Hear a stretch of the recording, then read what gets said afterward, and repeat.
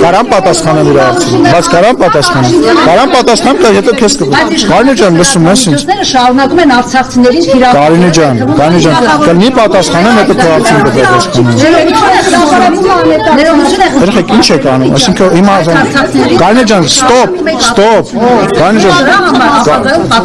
ջան, հիմա սպառնում ես ինձ։ Կարաս հանգստանաս, կգնաս քո ղեկավարին, կասես, թող ինքը վտածի, որ ինքը իր սաղ կյանք պատասխանա տալու բոլոր այն բաների համար, որոնք տեղի են ունեցել իր նախագահություն բառն էլ Կարինե ջան, դու իմ մասին մի մտածի, դու դա մասին մի մտածի, Արցախը հանձնել է Ռոբերտ Քոչարյանը, Սերժ Սարգսյանը, երբ որ Հայաստանի Հանրապետությունն էին ասենց կտոր տալիս ռուսներին, երբ որ բանակցային գործընթացի մեջ սխալ բանակցություններ են անում, եւ այդ իմիջիալից այդ առաջարկը